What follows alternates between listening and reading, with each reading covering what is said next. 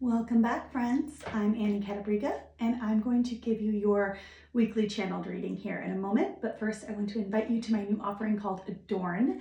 It is a style spell for your next identity. So it's a one-on-one container where you work personally with me for a month, and we're going to use my signature process to uncover your unique style frequency. And then we're going to use that to dress you as your future self so that your life begins to reflect it. So it's something I'm so excited about. I can't wait to dive in with you.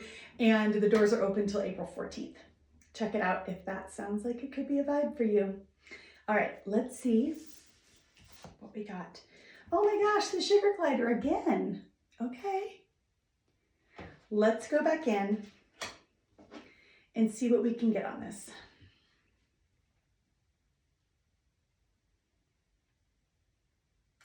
So I'm hearing the words trust fall. And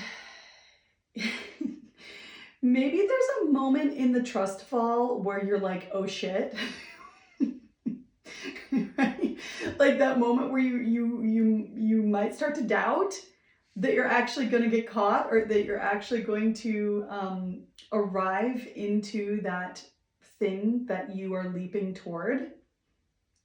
And this week might feel like that.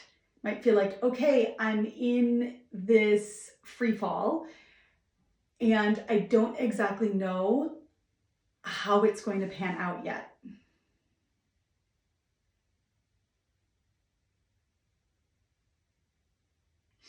And this is the moment where we really have to double down on self-trust. We really have to double down on the why, on that core why we decided to jump in the first place.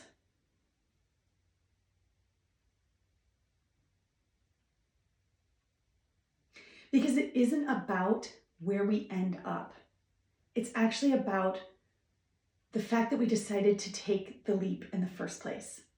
And that right there is enough to celebrate, is enough to be proud of.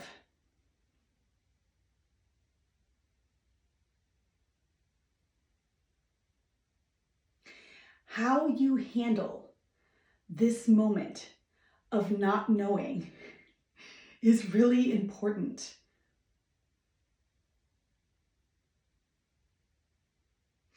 Because it's almost like it's anchoring in the frequency of how you will manage the not knowing in wherever it is that you're going, like wherever it is that you are taking some kind of initiative or leap or risk or free fall or trust fall or whatever this is that you might resonate with in your own life. The not knowing part is like it's like a personal adjustment period where we get to learn so much about how we take care of ourselves, the kind of relationship that we have with ourselves, how we show ourselves self-compassion and kindness, how we regulate,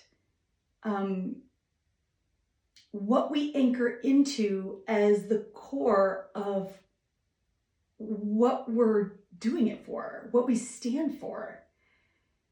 And even though it's uncomfortable, it's absolutely necessary to get us into the place where we need to be so that when it all works out, we know that we can handle anything.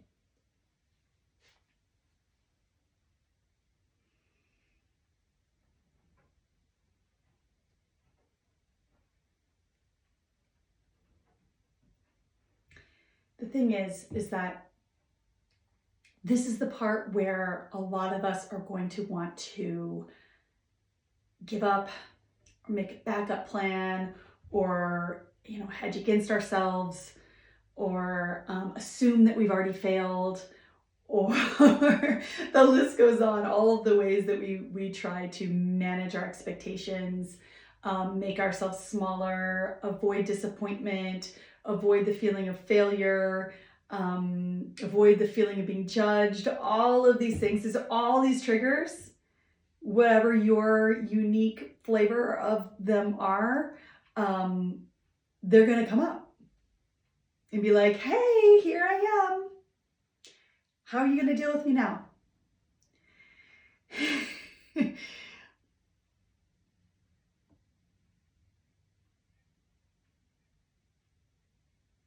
And that's that moment where we get to take each one of those feelings, each one of those knee-jerk reactions, instincts, protection mechanisms, and sit with them as if they are one of our team, a version of ourself, and just talk to them and let them know that it's okay, and that it's okay to take a risk, and that it's okay to fail, whatever that means. Like, there's really no quote unquote failure here. And I think that that's what we're meant to see, is that regardless of how this ends up, it was never actually about the end result, but about the whole experience of deciding to and doing, and then the experience of how we manage ourselves in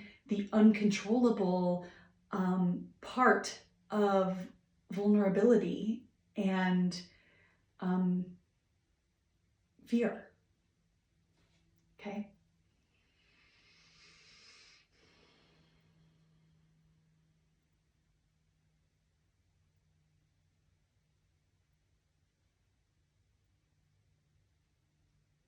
And our guides are saying, this is the part where it might be hard to hold on to that same hopefulness that we had going into something, but they're asking you to double down again on trusting yourself, trusting the why, and saying, like, actually, this could work out better than you even thought that it could.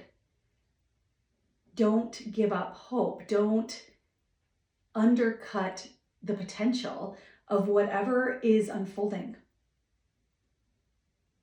I think that doubling down on our vulnerability of allowing ourselves to hope for the best possible result of whatever it is that we hoped for, dreamed about, bet on. That's where we're at right now.